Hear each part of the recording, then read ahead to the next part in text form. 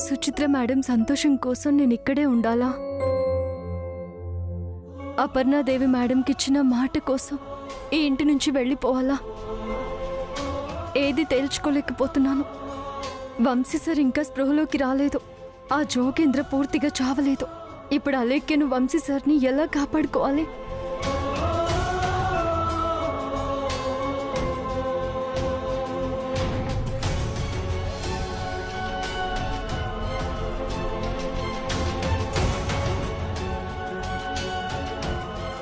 ఈ సమస్యకు పరిష్కారం వెతకాలంటే నేను ఇంటి నుంచి బయటపడాలి.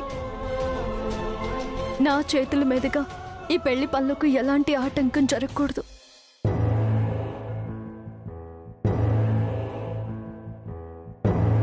వసుంధరా, మేడం అక్కడే ఉండమ్మా, నేనే వస్తున్నా.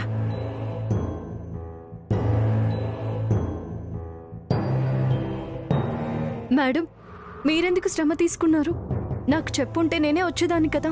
పర్వాలేదులేమ్మా.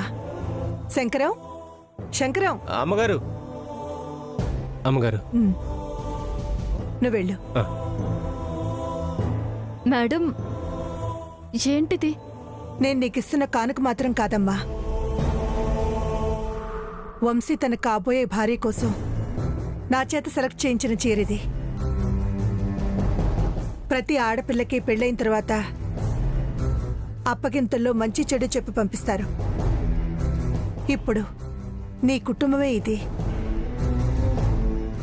నువ్వు రేపు ఈ చీర కట్టుకుని పెళ్లి పనులు మొదలు పెట్టాలి వసుంధరా. ఈ శుభకార్యం నీ చేతుల మీదుగానే జరగాలి. అపర్ణాదేవి మేడం లాంటి పెద్దవాళ్ళుండగా నేను ఈ కార్యక్రమం మొదలు పెట్టడం కరెక్ట్ కాదు మేడం. నీ ఆలోచన తప్పమ్మా. ఈ పూజ కాబోయే వధువు మాత్రమే చేయాలి. ఎందుకంటే ఈ ఇంట్లో పసుపు కొమ్ముతో మొదలు పచ్చని పందిరిలాగా నీ జీవితం కూడా సుఖంగా సంతోషంగా ఉండాలి. ఈ పూజ నీ చేతుల మీదుగా జరగడం కన్నా శుభం మరొకటి ఉండదమ్మా. ఈ చీర రేపు ఉదయం కట్టుకో.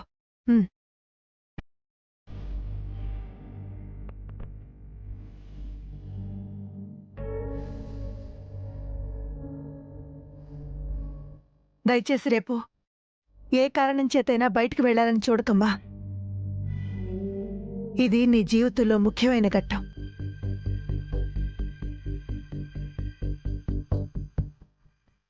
అమ్మాయికి పెళ్ళంటే ఏంటో తెలిసేలోపు తన జీవితం అంటే ఏంటో తనకి తెలుస్తుంది. మా అమ్మ నాన్నలకు మాటిచ్చాను మేడం, అలేఖ్యకు ఎలాంటి ఆపద రాకుండా చూసుకుంటానని. నేను ఆ మాట మీద నిలబడతాను. నా వంశీ సార్ని క్షేమంగా ఇంటికి చేరుస్తాను. అపర్ణాదేవి గారి మాట నిలబెడతాను. మీ గౌరవాన్ని నిలబెడతాను. ఆ జోగేంద్రను చంపేసి మాకు జరిగిన నష్టానికి న్యాయం చేసుకుంటాను. రేపు నేను ఇంటి నుంచి ఏ కారణం చేత బయటికి వెళ్లాలో పాలుపోవట్లేదు మేడం. ఆ దేవుడే దారి చూపించాలి.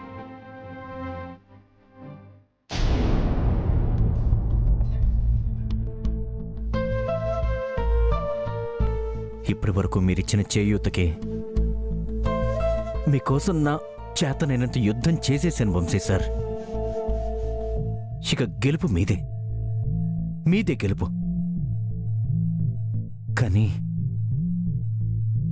మీ గెలుపు మీదే నా జీవితం ముడిపడింది వంశీ సార్. ఇంట్లో వాళ్ళ మాటలకి ఎదురు చెప్పలేక, వాళ్ళు చెప్పిన దానికి తప్పించుకునే దారి లేక, మీరు ముహూర్తం సమయానికి వస్తారన్న నమ్మకంతో, ఒక పక్క అమ్మ సంతోషం కోసం, ఇలా రకరకాల కారణాలతో రేపు జరగబోయే పూజలో పాల్గొంటున్నాను వంశీ సార్. ఇంకా ఈ ఇంట్లో తప్పించుకోగలిగేంత ధైర్యం, నిలబడగలిగేంత ధైర్యం నాకు లేదు వంశీ సార్. వంశీ సార్, ఎలాగైనా మీరు రావాలి. ముహూర్త సమయానికి ఎలాగైనా వచ్చి మీరే వసుంధర మెళ్ళలో తాళి కట్టాలి. కట్టాలి వంశీ సార్, కట్టాలి. నన్న వంశీ,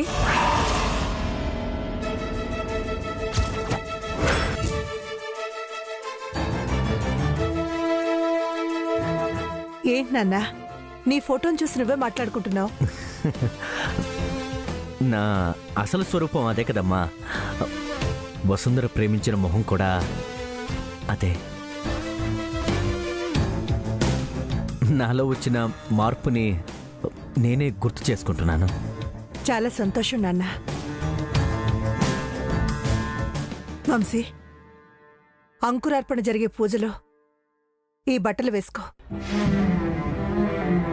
నా కలలు సాకారం చేస్తున్న నీకు నేనిస్తున్న కానుక ఇదే. అమ్మా, ఆ సంతోషాలు, ఆ సందర్భాలు ఈ ఇంట్లో కలకాలం నిలుస్తాయమ్మా. నేనెప్పుడూ నీ వంశీగానే ఉంటాను. నేను ఇంట్లోకి వచ్చాక ఏమైనా తప్పులు చేస్తుంటే నన్ను క్షమించమ్మా. అమ్మా, కాకర్ల వంశీకృష్ణ వసుంధర ఎప్పుడు సంతోషంగా ఉండాలని ఆశీర్వదించమ్మా. మీ ఇద్దరి చేతుల మీదుగా ఈ పూజ జరగటమే నాకు సంతోషం నాన్న. మీ ఇద్దరూ జీవితాంతం కలిసి ఉండాలి. నా ఆశీర్వాదం మీకెప్పుడూ ఉంటుంది. తీసుకో.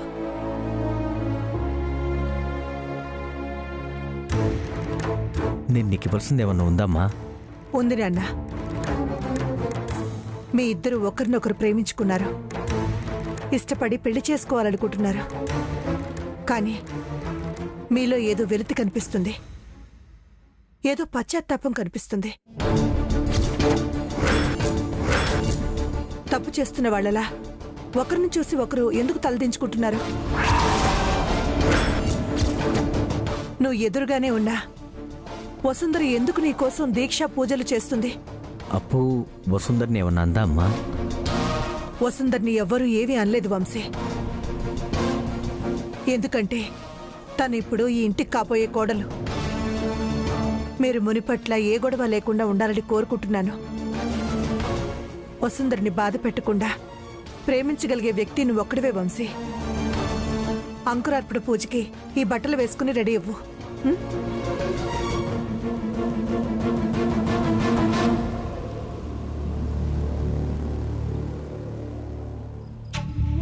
వింటున్నారా వంశీ సార్? అమ్మ మనసు బిడ్డ ఎక్కడున్నా, ప్రపంచంలో ఏ మూల ఉన్నా తెలుస్తుందంటారు.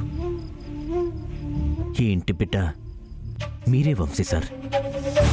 కాబట్టి అమ్మ మనసును అర్థం చేసుకుని త్వరగా వచ్చేసేయండి, త్వరగా వచ్చేసేయండి.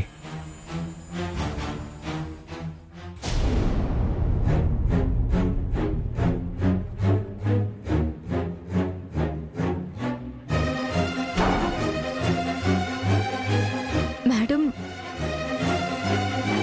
జరిగేవన్నీ నా నోటితో నేను చెప్పడం నాకు ఇష్టం లేదు, కానీ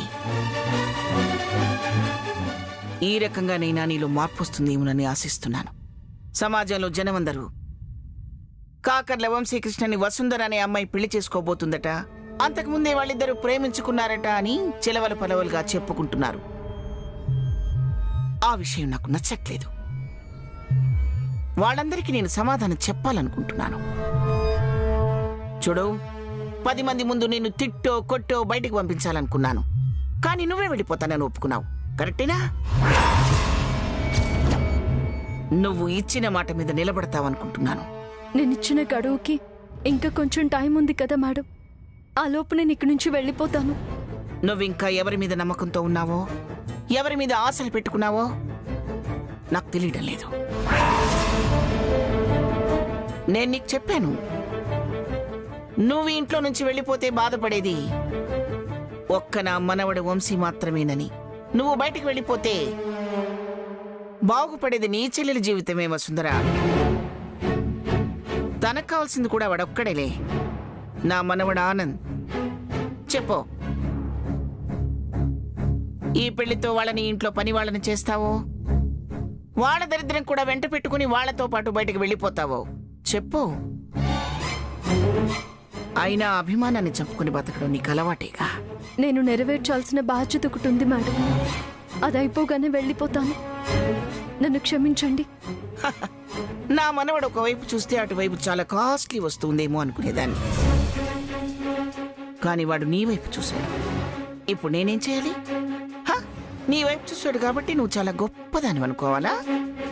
తప్పక ఒప్పుకోవాలా? వాళ్ళలా జనజీవన సమాజంలో కలిసిపోతావా? అలా చెయ్యను మేడం. నేను మీకు ఇచ్చిన మాట నాకు గుర్తుంది. ఆ మాట కూడా నిజమవుతుంది. నన్ను నమ్మండి మేడం. లేకపోతే ఏమిటి మరి? నిక్షేపంలో ఉన్న వంశీ కోసం ఈ పూజలు, వ్రతాలు, దీక్షలు ఎందుకు చేస్తున్నావు? లేదు మేడం, ఇదంతా నా మనశ్శాంతి కోసమే చేస్తున్నాను. ఆయనకే ఆటంకం రాకుండా ఉండాలనే చేస్తున్నాను.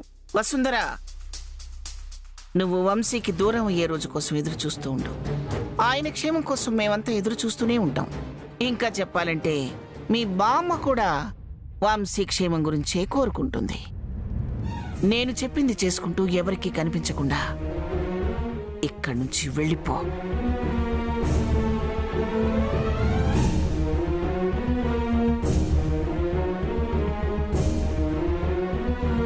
బయటికి వెళ్ళిపోయిన తర్వాత ఏదో ఆలోచన తట్టి ఎక్కడా ఆగకు. ఎలాగూ ఇదివరకు జోగేంద్రతో నీ పెళ్లి పీటల వరకు వెళ్ళింది కదా. ఇప్పుడు వాడితోనే జీవితం పంచుకునేలా చేసుకో. వాడితోనే జీవితాంతం బతకటం నేర్చుకో.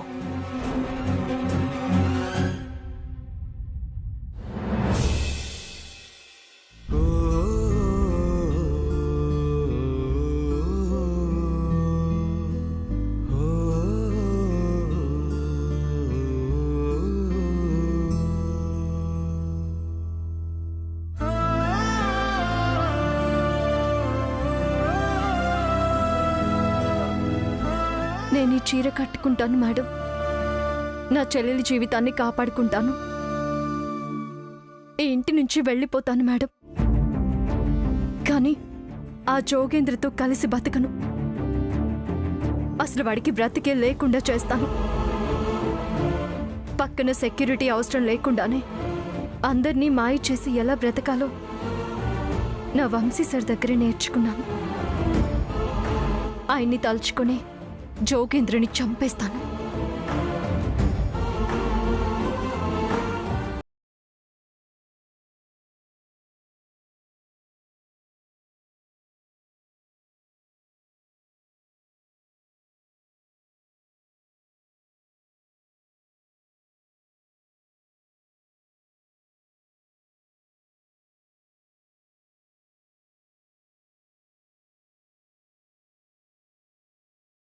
ఇచ్చాడా? అదే అన్న పక్కనుంటే మందు, బిర్యానీ, సిగరెట్ అన్ని ఫెసిలిటీస్ ఉంటాయిరా. ఇప్పుడు అన్న దగ్గరే ఉందమంటావా? అక్కర్లేదురా, ఆ అన్న దగ్గర డబ్బులు తీసుకుని వెళ్ళిపోతా.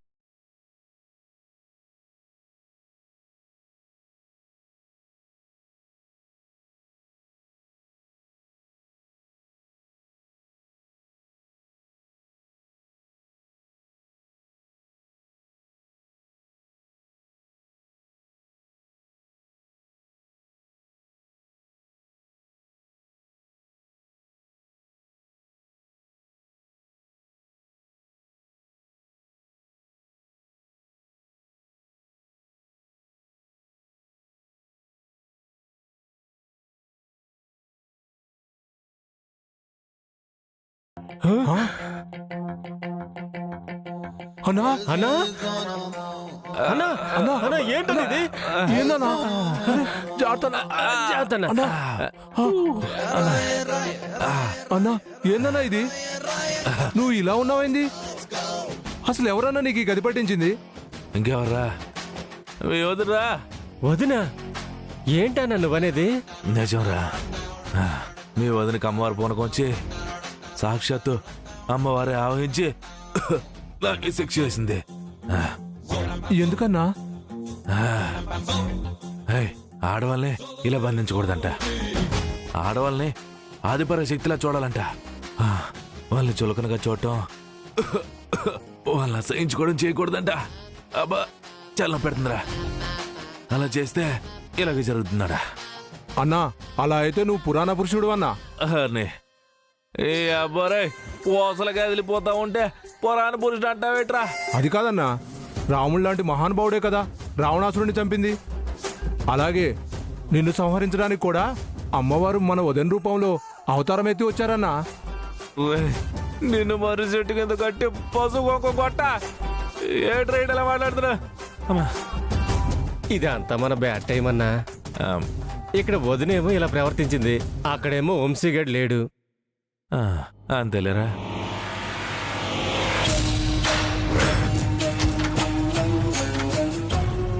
ఇందుకేం మాట్లాడారా? అదే అన్నా, ఇదంతా మన బ్యాడ్ టైం అన్నా. అక్కడ వంశీ లేకపోవడం, ఇక్కడ వదినేలా ప్రవర్తించడం. అవునరా, అమ్మవారు పూంతే ఏ పాలాభిషేకం చేయమనో లేదా పసుపు నీళ్ళు పోయమనో చెప్తుంది కానీ చట్టాలు, ధర్మాలు, సెక్షన్లు, న్యాయాలు ఇన్ని మాట్లాడలేదేంట్రా? ఇదంతా వసంత నాటకం.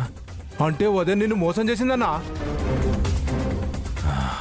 అవును రజానే. వసుంధరా ఓతనా, నేను వస్తున్నా. అన్నా, అన్నా, జాగ్రత్త అన్నా. జాగ్రత్త, జాగ్రత్త. అరే, జాగ్రత్త అన్నా. వసుంధరా ఓతనా, నేను వస్తున్నా. ఆనంద్ బాబు, ఆనంద్ బాబు, ఏమైంది? మిమ్మల్ని పెద్దమ్మ గారు త్వరగా రమ్మని చెప్పారు బాబు.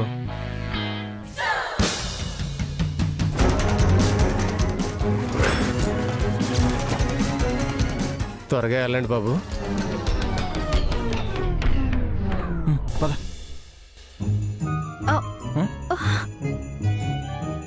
ఇదంతా మీ వల్ల శ్రీవారు. వద్దన్న వినకుండా పెద్దమ్మగారు కనపడ్డప్పుడల్లా ప్రతిసారి ఓవర్ యాక్షన్ చేశారు. ఇప్పుడు మనల్ని లోపలికి పిలుస్తున్నారు. ఎవరికి అనుమానం రాకుండా మీ నాన్నమ్మ గారు గుట్టుగా మనల్ని చంపేస్తారేమో.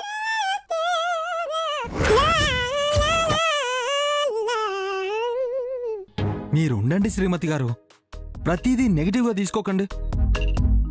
మా నాన్నమ్మకి మనం తలనొప్పిగా మారాలి కానీ ఆవిడ మనకు గుండె నొప్పిగా మారకూడదు. అయితే గదిలోకి మీరు వెళ్ళండి శ్రీవారు. గది బయట మీరు వచ్చేంత వరకు నేను మీకోసం వెయిట్ చేస్తూ ఉంటాను. మరి నేను రాకపోతే? అసలేం జరిగిందో ఏంటోనని కిటికీలోంచి నేను తొంగి చూస్తాను. కానీ తలుపు మాత్రం తీయనంటారు. శ్రీవారు, ఇది సవ్యం కాదు శ్రీమతి గారు. మీరు రండి, రండి.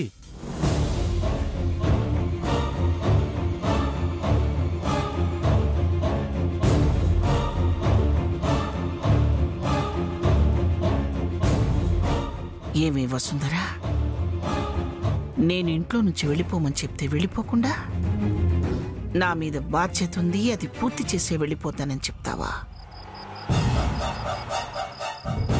ఇప్పుడు నేనిచ్చే భరోసాకి నువ్వెలా వెళ్ళిపోకుండా ఉంటావో నేను చూస్తాను.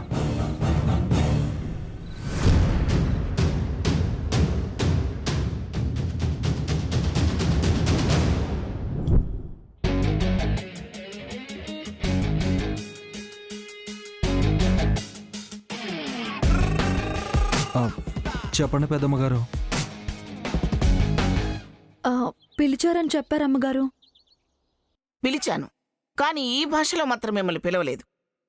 చచ్చా, అసలు మీ భాష ఏమిట్రా? కూరగాయలు అమ్ముకునేవాడలాగా. అంటే పని వాళ్ళు ఇలాగే మాట్లాడతారని ఆ నిఘంటువులో చదివి తెలుసుకున్నారు పెద్దమ్మ గారు. నార్మల్ రాస్కల్, ఇంకొకసారి అలా మాట్లాడితే పళ్ళు రాలగొడతాను. ఛీ, అసలేం చేస్తున్నారు? ఏం చేస్తున్నారా మీరు? నేను బూజు దులుపుతున్నాను. అలెక్కి గారు ఫ్లోర్ తుడుస్తున్నారు పెద్దమ్మ గారు. ఇంకొకసారి అలా పెద్దమ్మ చిన్నమ్మ అని పిలిచావంటే నా మనవడని కూడా చూడను, పళ్ళు రాలగొడతాను వెధవ. అసలు మీరు ఇంటి మనుషులా, పని మనుషులా? రేపు పెళ్లిలో కూడా ఇలాగే ఉంటారా? అప్పుడు కళ్యాణ మండపంలో ఉంటాం నాన్నమ్మ గారు. ఎందుకు? నా పరువు తీయడానికా? కాదు నాన్నమ్మ గారు, కూల్ డ్రింక్స్ అవి అందించడానికి. అబ్బబ్బబ్బబ్బా, ఒసే అలేఖ్య, వాడు పాపం దద్దోజనంలా ఉండేవాడు, ఇలా తయారు చేసావేమిటి? అక్కడ నగలున్నాయి, తీసుకో. అమ్మగారు, అలా తడబడిపోకు. మీ ఆయనకు కూడా కొత్త బట్టలు పెట్టానులే. ఇక నుంచి మీరెప్పుడు ఇలా ఖరీదైన బట్టలతోనే ఉండాలి. ఈ పెళ్లిలో ఈ ఇంటి పిల్లలు పెళ్లి పెద్దలుగా ఉండాలి. నానమ్మా నేను చెప్పేది నిజమేరా మనవడా? మీరిద్దరూ కలిసి ఈ పెళ్లి జరిపించాలి. అలకే గారు, నేను ఇది నమ్మలేకపోతున్నాను. ఒకసారి చేయగిలండి. ఆ పిలిపేమిట్రా? ఆప్యాయంగా పిలవటం నీకు చేత కదా? శ్రీమతి గారు, ఒక్కసారి చేయగిలండి. అంటే ఇదంతా నిజమేనా?